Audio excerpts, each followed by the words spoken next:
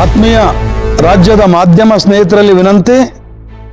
ಇವತ್ತು ನಾನು ಈ ಒಂದು ವಿಡಿಯೋ ಮಾಡೋ ಒಂದು ಉದ್ದೇಶ, ಇವತ್ತು ಕರ್ನಾಟಕ ರಾಜ್ಯ ಪತ್ರಕರ್ತರ ವಿತರಕರ ಒಕ್ಕೂಟದ ರಾಜ್ಯಾಧ್ಯಕ್ಷ ಆಗಿರುವಂಥ ಶಂಭುಲಿಂಗರ ಸಾವಿನೊಂದಿಗೆ ಹೋರಾಡುತ್ತಿರುವ ಪತ್ರಿಕಾ ವಿತರಕರ ಒಕ್ಕೂಟದ ರಾಜ್ಯಾಧ್ಯಕ್ಷರಾದ ಶಂಭುಲಿಂಗ ದಶಕಗಳಿಂದ ಬೆಳ್ಳಂಬೆಳಗ್ಗೆ ಮನೆ ಮನೆಗೆ ಪತ್ರಿಕೆಗಳನ್ನು ತಲುಪಿಸುವ ಮೂಲಕ ಸಮಾಜದ ಕಣ್ಣುಗಳನ್ನು ಜಾಗೃತಗೊಳಿಸುತ್ತಿದ್ದ ಅಕ್ಷರ ಲೋಕದ ಶ್ರಮಜೀವಿ. ಕರ್ನಾಟಕ ರಾಜ್ಯ ಪತ್ರಿಕಾ ವಿತರಕರ ಒಕ್ಕೂಟದ ರಾಜ್ಯಾಧ್ಯಕ್ಷರಾದ ಶಂಭುಲಿಂಗ ಅವರು ಇಂದು ವಿಧಿಯ ಕ್ರೂರ ಆಟಕ್ಕೆ ಸಿಲುಕಿ ಆಸ್ಪತ್ರೆಯ ಹಾಸಿಗೆಯ ಮೇಲೆಯೇ ಮೌನಿಯಾಗಿದ್ದಾರೆ. ಅಪರೂಪದ GB ಸಿಂಡ್ರೋಮ್ ಎಂಬ ನರ ಸಂಬಂಧಿ ಕಾಯಿಲೆಯಿಂದ ದೇಹದ ಸ್ವಾಧೀನ ಕಳೆದುಕೊಂಡಿರುವ ಇವರು ಬೆಂಗಳೂರಿನ ವಿಕ್ರಮ್ ಮಣಿಪಾಲ್ ಆಸ್ಪತ್ರೆಯಲ್ಲಿ ಸಾವು ಬದುಕಿನ ನಡುವೆ ಹೋರಾಟ ನಡೆಸುತ್ತಿದ್ದಾರೆ. ಪತ್ರಿಕೋದ್ಯಮದ ಅತಿ ದೊಡ್ಡ ಕೊಂಡಿಯಂತಿರುವ ಒಬ್ಬ ವಿತರಕ ಇಂದು ಮರಣಶಯ್ಯೆಯಲ್ಲಿರುವಾಗ 100 ವರ್ಷಗಳ ಇತಿಹಾಸವಿರುವ ದೊಡ್ಡ ಮಟ್ಟದ ಪತ್ರಕರ್ತ ಸಂಘಟನೆಗಳು ಕಷ್ಟ ಕಾಲದಲ್ಲಿ ನೆರವಿಗೆ ಬರಬೇಕೆಂದು ಮನವಿ ಮಾಡಿದ್ದಾರೆ. ಇಂತಹ ಸಂಕಷ್ಟದ ಸಮಯದಲ್ಲಿ ಮಾನವೀಯತೆಯೇ ಮಿಗಿಲು ಎಂದು ಸಾಬೀತುಪಡಿಸಲು ಕರ್ನಾಟಕ ಕಾರ್ಯನಿರತ ಪತ್ರಕರ್ತರ ಧ್ವನಿ ಸಂಘಟನೆಯ ರಾಜ್ಯಾಧ್ಯಕ್ಷರಾದ ಬಂಗ್ಲೆ ಮಲ್ಲಿಕಾರ್ಜುನ್ ಅವರು ಕಣಕ್ಕಿಳಿದಿದ್ದಾರೆ.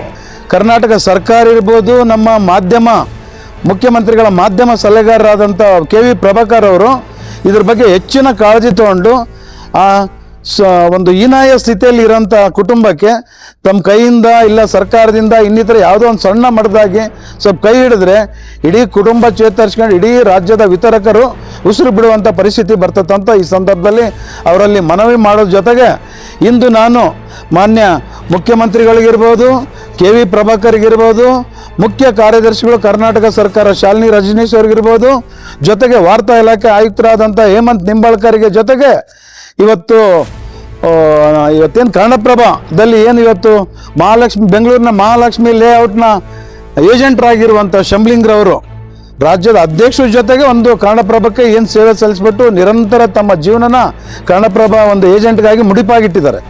ಇವತ್ತು ರವಿ ಹೆಗಡೆ ಸಾಹೇಬ್ರು ಏನಿದ್ದಾರೆ ಮುಖ್ಯಸ್ಥರು ಕನ್ನಡಪ್ರಭ ಜೊತೆಗೆ ಸುವರ್ಣ ಚಾನಲ್, ಈ ಮುಖ್ಯಸ್ಥರು ಮನಸ್ಸು ಮಾಡಿ ಇವತ್ತು CM ಹತ್ರ ಅವಿನಾಭಾವ ಸಂಬಂಧ ಹೊಂದಿದ್ದಾರೆ.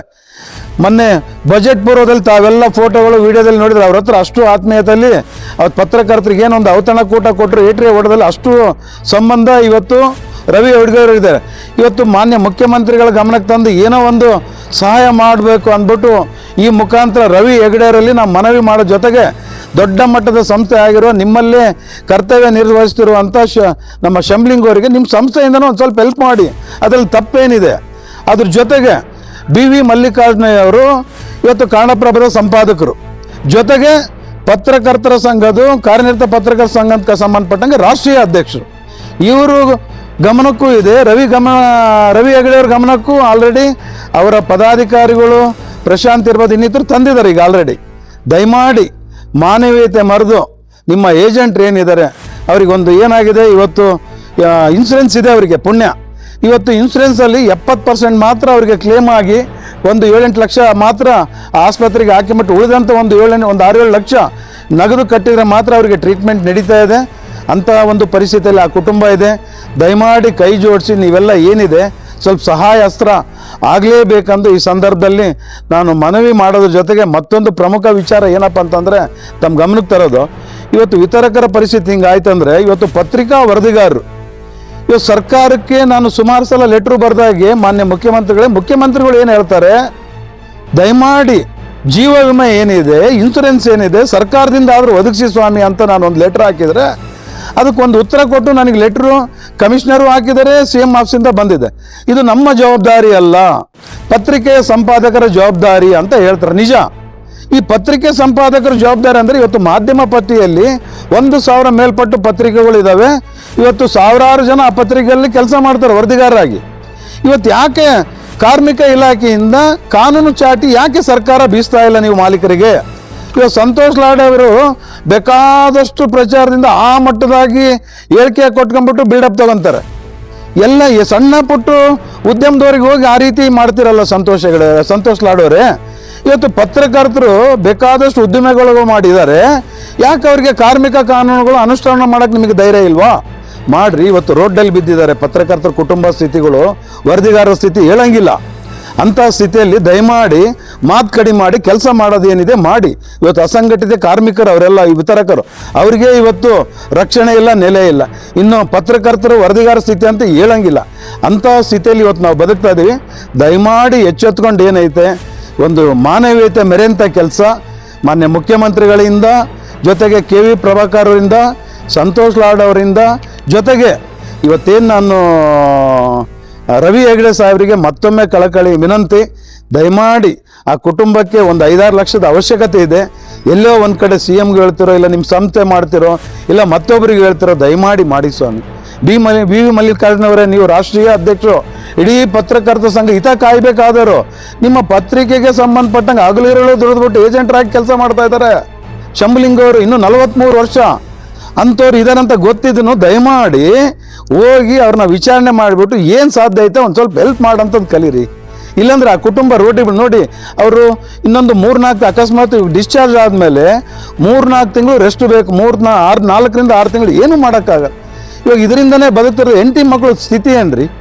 ಉಪವಾಸ ಇರ್ಬೇಕಾ? ರೋಡ್ಡಲ್ಲಿ ಬೀಳ್ಬೇಕಾ? ಅದ್ರ ನಂತರ ಪೂರ್ತಿ ಇವಾಗಿರೋಂಥ ಸ್ಥಿತಿ ಅವ್ರು ಆಗಕ್ಕೆ ಸಾಧ್ಯನೇ ಇಲ್ಲ. ಈ ದೃಷ್ಟಿಯಲ್ಲಿ ಇಟ್ಕೊಂಡು ದಯಮಾಡಿ ಶಾಶ್ವತ ಪರಿಹಾರ ಏನಿದೆ ಆ ನಿಟ್ಟಿನಲ್ಲಿ ಮಾಡಿ ಅನ್ನೋ ಒಂದು ಇದಕ್ಕೆ ನಿಮ್ಮಲ್ಲಿ ಮನವಿ. ಜೊತೆಗೆ ಇವತ್ತೇನಿದೆ ಕಾರ್ಮಿಕ ಕಾನೂನು ಅನುಷ್ಠಾನಕ್ಕೆ ಏನಿದೆ ಇನ್ಮೇಲೆ ನಿರಂತರ ನನ್ನ ಹೋರಾಟ ಸಾಗ್ತತೆ. ಜೊತೆಗೆ ಇವತ್ತು ಪತ್ರಕರ್ತರ ರಕ್ಷಣಾ ಕಾಯ್ದೆ ಇರ್ಬೋದು, ಅದ್ರ ಜೊತೆಗೆ ಇವತ್ತೇನು ಬಸ್ ಪಾಸ್ ಇನ್ನಿತರ ಏನಿದಾವಲ್ಲ, ಆದಷ್ಟು ಶೀಘ್ರ ಕರ್ನಾಟಕ ಸರ್ಕಾರಕ್ಕೆ, ಕೇಂದ್ರ ಸರ್ಕಾರಕ್ಕೆ ಒಂದು ಮನವಿ ಸಲ್ಲಿಸೋದು. ಅದಕ್ಕೆ ಉತ್ತರ ಏನಂತ ಬಂದು ನೋಡಿದ ಮೇಲೆ ಹೈಕೋರ್ಟು ಹಾಗೂ ಸುಪ್ರೀಂ ಕೋರ್ಟಲ್ಲಿ ರಿಟ್ ಫೈಲ್ ಮಾಡೋದ್ರ ಮುಖಾಂತರ ಇಡೀ ನಮ್ಮ ಧ್ವನಿ ಬಂಗ್ಲೆ ಮಲ್ಲಿಕಾರ್ಜುನ್ ಏನಂತ ರಾಜ್ಯದಲ್ಲಿ ನಾನು ಖಂಡಿತ ಮಾಡೋವರೆಗೂ ವಿಶ್ರಮಿಸೋದಿಲ್ಲ. ಹಗಲು ರಾತ್ರಿ ನನ್ನ ಹೋರಾಟ. ಇನ್ನು ನಾನು ಬಂದಿರೋದು ಕೇವಲ 3 ವರ್ಷ. ಇವತ್ತು 100 ವರ್ಷ ಇತಿಹಾಸ ಇರೋಂಥ ಸಂಘದ ಕೈಲೇ ಇವತ್ತು ಏನು ಮಾಡೋಕ್ಕಾಗಿಲ್ಲ. ಒಂದು ಸಣ್ಣ ಬಸ್ ಪಾಸು ಕೊಡ್ಸೋಕ್ಕಾಗಿಲ್ಲ, ವಿಧಾನಸೌಧ ವಿಕಾಸಸೌಧ ಎಂಟ್ರಿ ಮಾಡ್ಸೋಕ್ಕಾಗಿಲ್ಲ, ಕಾರ್ಮಿಕ ಕಾನೂನುಗಳು ಅನುಷ್ಠಾನ ಮಾಡ್ಸೋಕ್ಕಾಗಿಲ್ಲ. ಜೊತೆಗೆ ಇವತ್ತೇನು ದೊಡ್ಡ ದೊಡ್ಡ ಸಂಸ್ಥೆಯಲ್ಲಿ ಕೆಲಸ ಮಾಡ್ತಾರಲ್ಲ, ಆ ಸಂಘದ ಮೇನ್ ಅಧ್ಯಕ್ಷಗಳು, ಇನ್ನೂ ಬೇರೆ ಬೇರೆ ಪದಾಧಿಕಾರಿಗಳು, ಆ ಸಂಸ್ಥೆನಲ್ಲಿ ಒಂದು ಪೇ ಸ್ಲಿಪ್ ಕೊಡ್ಸೋಕೆ ಇವತ್ತಿಗೆ ಅವ್ರ ಕೈಲಿ ಆಗ್ತಾ ಇಲ್ಲ. ನಾನು ಬಂದಿರೋದು ಇನ್ನು 3 ವರ್ಷ, ಇನ್ನು 2 ವರ್ಷ ವೆಯ್ಟ್ ಮಾಡಿರಿ. ಕಾನೂನು ಏನಂತ ನಾನು ತೋರಿಸ್ಕೊಡ್ತೀನಿ. ರಾಜ್ಯದ ಪತ್ರಕರ್ತರ ಮೊಗದಲ್ಲಿ ಸಂತೋಷ ಮೂಡೋವರೆಗೆ ನನ್ನ ಅವಿರತ ಶ್ರಮ, ನಿರಂತರ ಹೋರಾಟ ಇರ್ತದಂತ ಹೇಳೋದ್ರ ಜೊತೆಗೆ ಮತ್ತೊಮ್ಮೆ ಇವಾಗ ಏನು ಹೇಳಿದ್ದೀನಿ ಎಲ್ಲ ದೊಡ್ಡ ನಮ್ಮ ಹಿರಿಯ ಪತ್ರಿಕೆ ಸಂಬಂಧ ದಯಮಾಡಿ ಶಂಭುಲಿಂಗವ್ರ ಸ್ಥಿತಿ ನೋಡ್ಕೊಂಬಿಟ್ಟು ಅವ್ರಿಗೇನಿದೆ ತಮ್ಮ ಕೈಲಾದಂಥ ಒಂದು ಸ್ವಲ್ಪ ಹೋಗಿ ಸಹಾಯಸ್ತ ನೀಡಿ. ಇಲ್ಲ ಸರ್ಕಾರದಿಂದ ಏನಿದೆ ಸಾಧ್ಯವಾದ ಮಟ್ಟಿಗೆ ಒಂದು 10 ಲಕ್ಷ ರೂಪಾಯಿ ಹೆಲ್ಪ್ ಮಾಡಿದರೆ ಉಳಿದಂಥ 8-10 ಲಕ್ಷ ಅವ್ರಿಗೆ ಇನ್ಸೂರೆನ್ಸ್ ಇದೆ ಮಾಡ್ಕೊಂತಾರೆ. ತೀವ್ರ ಆರ್ಥಿಕ ಇದೆ, ದಯಮಾಡಿ ಮತ್ತೊಮ್ಮೆ ಸಹಾಯ ಮಾಡಿ ಅಂತ ತಮ್ಮಲ್ಲಿ ಕಳಕಳಿಯಾಗಿ ಈ ಬಂಗ್ಲೆ ಮಲ್ಲಿಕಾರ್ಜುನ ಹೃದಯಪೂರ್ವಕವಾಗಿ ಮನವಿ ಮಾಡ್ತಾ ಇದ್ದೀನಿ.